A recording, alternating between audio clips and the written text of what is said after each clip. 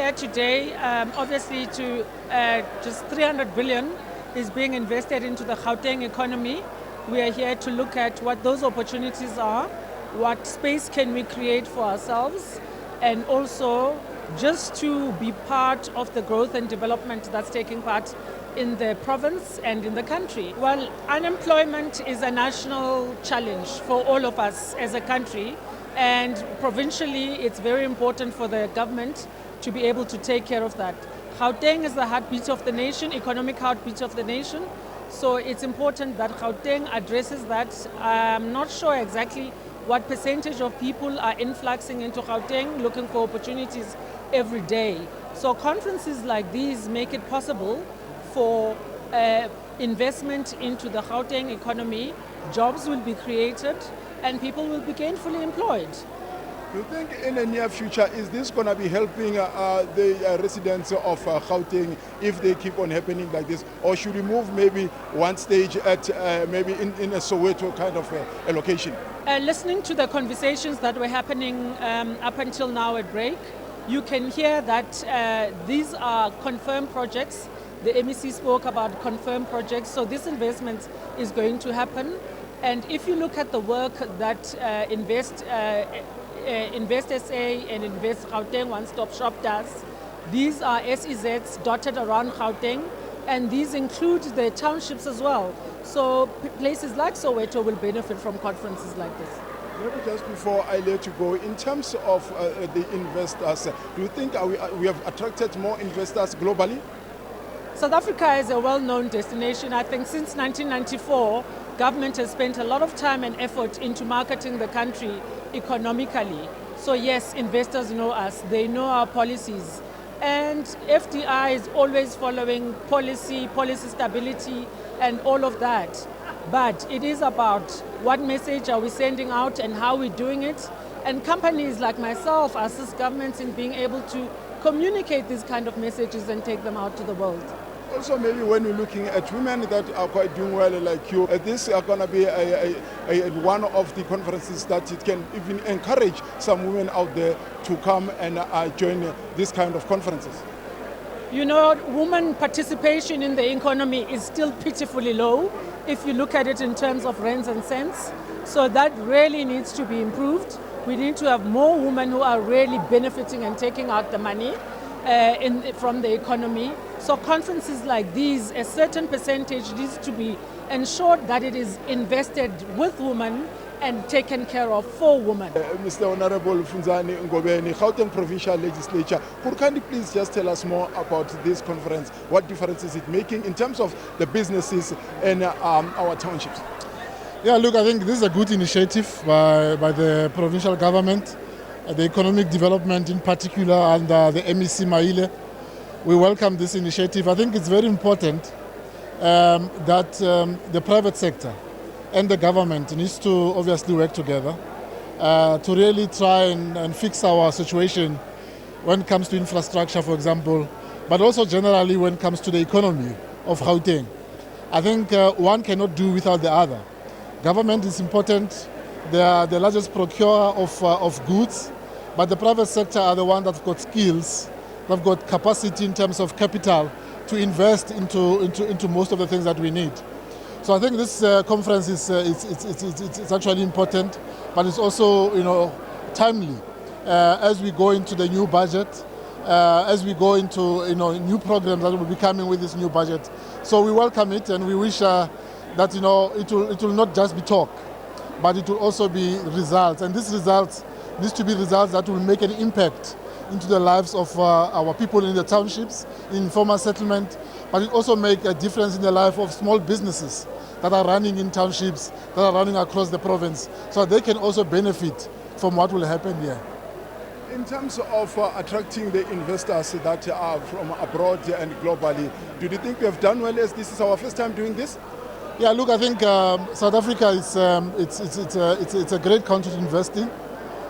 We've got our own challenges, and I've been listening to different speakers highlighting some of these challenges, policy uncertainty, crime, you name them.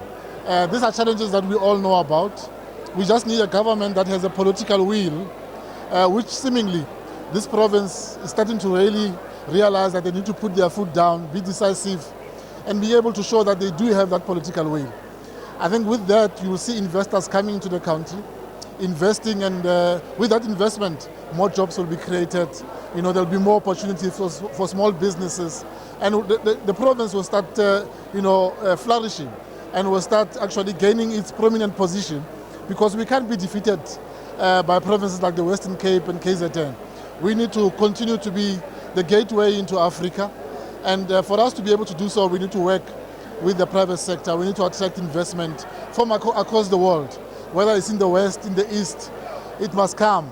Whether it's in Africa, we must welcome it. And when they are here, they must actually prioritize our people. South Africa first. Talking about South Africa first, you see in our province in Gauteng, this is where there's got a congestion of people that are looking for jobs, people that are trying the small businesses that are going out there. Do you think as South Africans, are we doing more and much better regarding this? Yeah, look, I mean, I think all of us, and I know myself, I grew up in the Free State. I'm in Gauteng now for many, many years. Many South Africans are coming to Gauteng to improve their lives, you know. And obviously, since democracy, we have seen people coming from different parts of Africa. Some coming from countries that are war-torn, wanting to be refugees here. I think what is important and what we've always said is that the rule of law must apply at all times. We must not be unapologetic, we must not be apologetic about it. When people come to our country, they must come legally. And when they are here, they must respect our laws. That's what is important. This is why even when we talk about spaza shops and small and medium enterprises, we are saying there are rules, there are laws that guides who must run a business in this country, whether it's a business in townships or in the inner city. If it's a small business, there must be a level of investment, a minimum of 5 million rand that needs to be invested so that they can be able to operate. They must have licenses to do that. And they must be able to follow all the rules that dictates that they must run businesses under those rules. So it's important that the rule of law must at all times apply, and it must not apply only to South Africans, but apply to everyone that's doing business here. The Honorable Ngobeni, Gauteng Provincial Legislature, we really appreciate your time for joining us here at the Jozi Captions. Thank you so much for your time. Thank you very much. Thank you for the opportunity. So much. It's really great to be here today for such great discussions. But how do you think maybe this is going to benefit you as a film commission in Gauteng?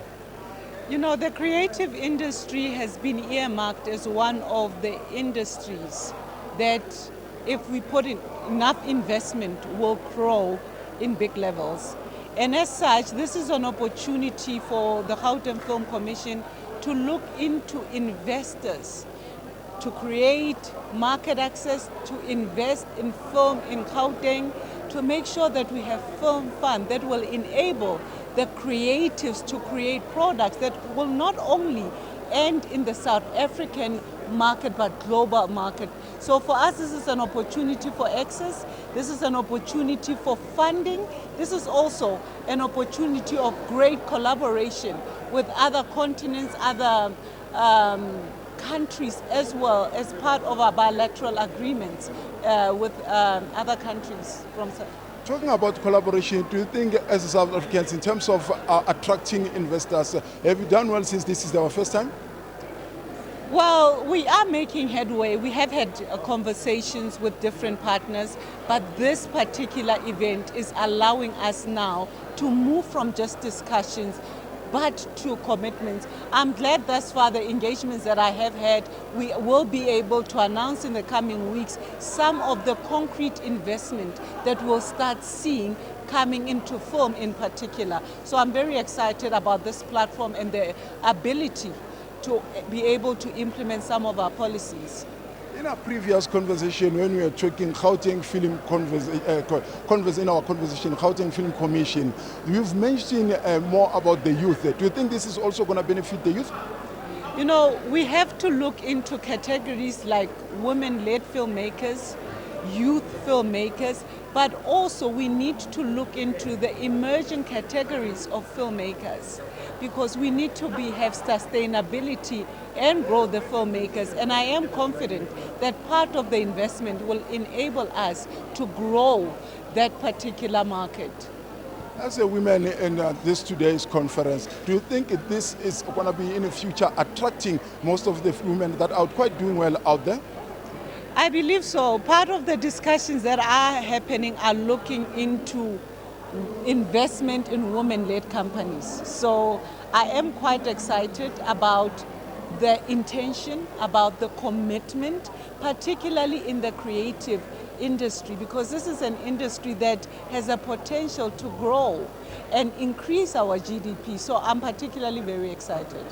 Yes, we are in partnership with the University of Johannesburg, where we are training two groups. The first group is the ones that we give them ICT skills, and the second group is the one that we incorporate them and train them on how to run their own businesses. That is why you saw a mixture of young people and adults who are part of that. So we are partnering with them almost every year.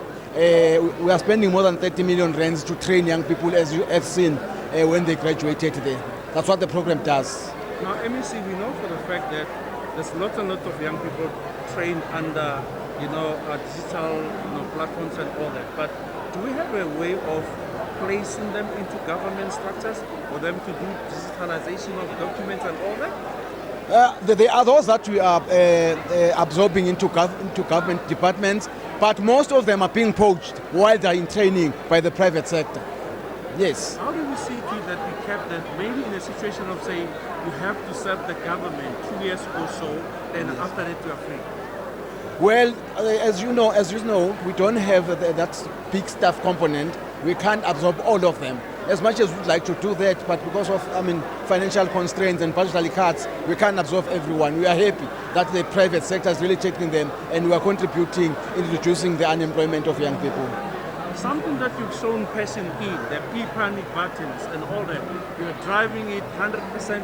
How far did you go in this? Well, the program was launched last year in March. We are now sitting at more than 120 subscribers, and we've got a very good rate of stopping crime, and we've got even arrests and ambulances. We are now in the process of onboarding all government services.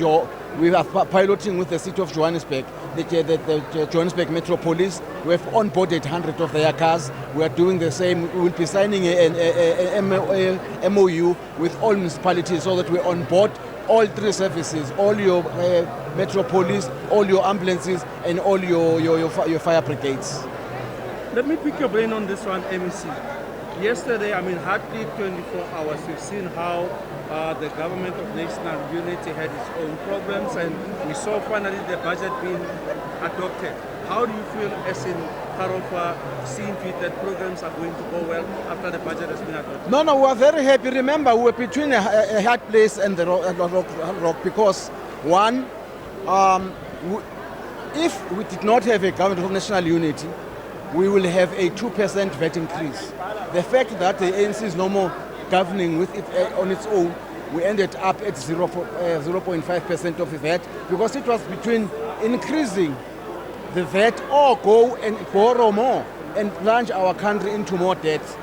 And secondly, we supported this with the condition that most of your basic food stuff are zero rated now, and secondly, the fuel levy is not being increased, so that immediately you increase fuel levy, your transport becomes expensive, your food becomes expensive. But it was between us borrowing or increasing this one, and it is only for 12 months. That is why another condition is that we give SARS more money to compensate them so they are able to collect more money.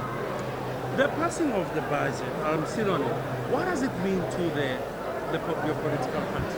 The passing of what it means that the program and the commitment that we made as the government of national and provincial units, we are going to be able to hire more doctors, to hire more teachers, to hire more police, and to contribute to the unemployment and this budget will be able to put more money, into infrastructure and really make sure that we grow our economy, because without, you know that for a fact that our economy is stagnant, it's not growing. That is why we have pushed as part of the partners that let us invest in infrastructure. No, thank you very much. My name is Bheki, my events Twala. I'm the founder and the president of the Township Economic Commission SA. We are here representing the townships. Remember, when you talk about the townships in the country, we're talking about 550 townships in the country. We are saying township economy is not left behind. If you remember very well, my brother, Gauteng is leading when it talks about the township economy.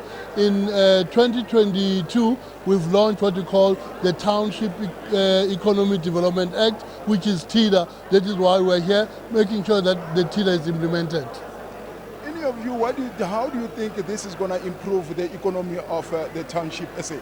Remember, when we talk about the Gauteng investment, we're looking at also saying, let's also push the investment into the townships, into the villages, and also into the informal segment. But remember, that is where the people are having a serious challenge in terms of the infrastructure. The infrastructure development, you know, last we were hosting the water and sanitation, you know, in Nawa. Now we're saying, look at the infrastructure in the township. We need to say, we need investment to make sure that at the end of the day, it also, you know, it goes to the township, because that's where the challenges are. As a Tecsa, do you guys advocating for just to kill that struggle of breaking and unemployment in the township? Yeah, remember what we're doing as the township economy. The reason why we've created Tecsa is to make sure that we create jobs, but use the economies in the townships to create jobs. Our focus is to create, you know, those economies, because those economies are the ones that will create jobs. That's our strategy and that's our mandate. You remember, colleagues, to say, you know, government talk about these funds and budgets, but at the end of the day, we are now saying as the township economy, we want to monitor, make sure that at the end of the day, that money goes to the people on the ground. Because at the end of the day, we must see the improvement of the businesses and the economies in the township. Because at the end of the day, when people talk about these monies and billions of rands, but if we don't see any difference in the township, it's as good as, you know, we don't have those budgets. But we need to make sure that we monitor, make sure that those monies goes to those you know, intended recipients. Most especially when we talk about the people who are distributing these funds, the people who are sitting in the boards of this fund. We don't know who are those people, because we are not represented as people that are deciding who must get how much. That is why it's very important to make sure that organizations like, you know, your township organized formations are able to monitor, make sure that they police and make sure they safeguard in terms of, you know, making sure that those monies, you know, get to the intended recipients.